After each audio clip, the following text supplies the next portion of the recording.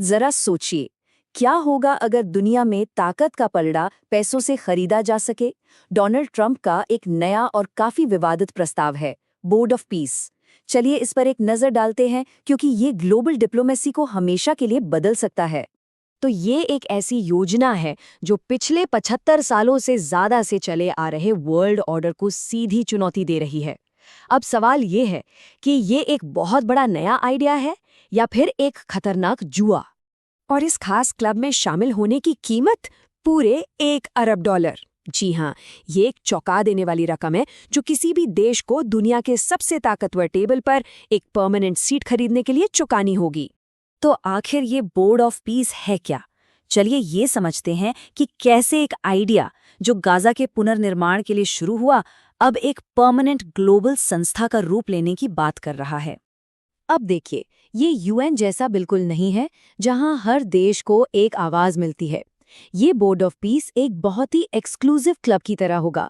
यहाँ एंट्री सिर्फ उन्हीं असरदार देशों के लिए है जो इसकी भारी भरकम कीमत चुकाने को तैयार हैं। ठीक है, तो ये बोर्ड काम कैसे करेगा? मतलब इसके नियम कायदे क्या होंगे, पैसा कहाँ से आएगा और सबसे जरूरी, कंट्रोल किसके हाथ में होगा? चलिए इसकी बनावट को समझते हैं। यहाँ पर एक बहुत बड़ा फर्क नजर आता है।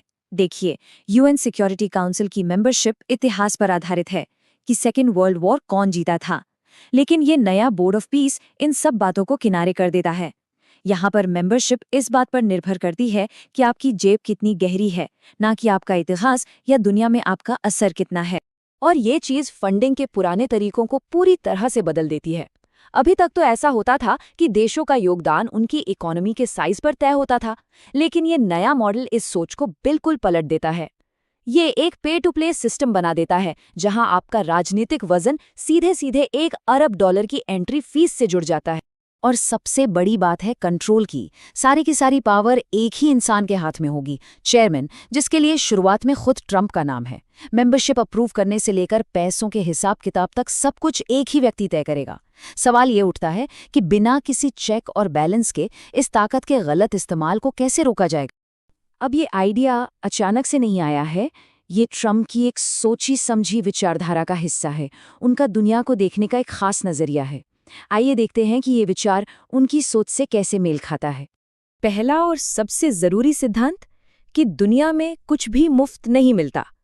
सुरक्षा के लिए जो गठबंधन बनते हैं वे दोस्ती या चैरिटी पर नहीं, बल्कि सीधे सीधे लेन देन पर आधारित हैं।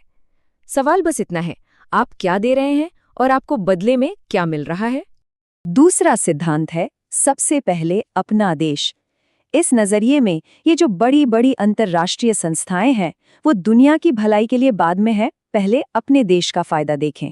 और ये सोच उस बुनियाद को ही चुनौती देती है जिस पर यूएन जैसी संस्थाएं बनी हैं। और ये सोच कोई नई नहीं है। हमने यही बात नेटो को लेकर और यूक्रेन को मदद देने की बहसों में भी सुनी है। संदेश बिल्कुल साफ है, अगर आपको अमेरिकी सुरक्षा की छतरी चाहिए तो आपको उसके लिए पैसे देने होंगे। तो ये सिर्फ एक नया क्लब बनाने की बात नहीं है, ये तो सीधा सीधा संयुक्त राष्ट्र यानी यूएन और उसके पूरे स्ट्रक्चर के लिए एक खुली चुनौती है। जरा सोचिए, ग्लोबल पॉलिटिक्स के लिए एक अलग ही हाईवे बनाया जा रहा है जो यूएन वाले रास्ते पे जाता ही नहीं है। ये सिर्फ एक और कमेटी बनाने की बात नहीं है, ये तो एक बिल्कुल नई पावर स्ट्रक्चर बनाने की बात है जो मौजूदा सिस्टम को टक्कर देगी। यहाँ पर दो अलग अलग दुनियाओं की सोच आपस में टकरा रही है। एक तरफ यूएन है जो इस विचार पर बना है कि हर देश, चाहे वो छोटा हो या बड़ा, अपनी बात रखने का हकदार है। और दूसरी तरफ ये नया मॉडल है जो कहता है कि दुनिया में असर खरीदा जा सकता है। ये एक तरह से ग्लोबल डेमोक्रेसी बनाम ग्लोबल एलीट क्लास का मामला है। तो सवाल ये है कि अगर ये बोर्ड ऑफ पीस बन गया तो हमारी दुनिया असल में दिखेगी कैसी? इसके नतीजे क्या हो सकते हैं? इसका सीधा सीधा मतलब हो सकता है कि दुनिया दो हिस्सों में बंट जाए। एक तरफ अमीर देशों का एक खास क्लब होगा और दूसरी तरफ वो देश जो या तो पैसे नहीं दे सकते या देना नहीं चाहते। इससे दुनिया में पहले से मौजूद तनाव और भी बढ़ सकता है और हो सकता है कि चीन और रूस जैसे देश अपना अलग गुट बना लें। मतलब हम एक ऐसी दुनिया से दूर जा सकते हैं जहां अंतर्राष्ट्रीय कानून और नियम चलते हैं और एक ऐसी दुनिया की तरफ बढ़ सकते हैं जहां सिर्फ पैसे और ताकत के सौदे होते हैं। ये नियमों पर आधारित सिस्टम से एक ऐसे सिस्टम की तरफ जाना होगा जहां सिर्फ डील्स की अहमियत है। लेकिन सबसे बड़ा सवाल और सबसे बड़ी चिंता ये है कि उन देशों का क्या होगा जो $1 अरब नहीं दे सकते। ग्लोबल साउथ के ज्यादातर देशों को उन फैसलों से बाहर कर दिया जाएगा जो सीधे उनके भविष्य पर असर डालते हैं। क्या हम सच में एक ऐसी दुनिया चाहते हैं जहां किसी देश की आवाज उसके बैंक बैलेंस से तय हो? और भारत जैसी जो बड़ी और उभरती हुई शक्तियां हैं, वो एक बहुत मुश्किल सिचुएशन में फंस जाती हैं। उन्हें ये तय करना होगा कि एक ऐसे सिस्टम में रहकर सुधार की कोशिश करें जिसमें कई खामियां हैं, या फिर एक ऐसे नए सिस्टम का हिस्सा बने जिसके सिद्धांत ही बिल्कुल अलग हैं। तो आखिर में ये पूरा प्रस्ताव हमें एक बहुत ही बुनियादी सवाल पर लाके खड़ा कर देता है।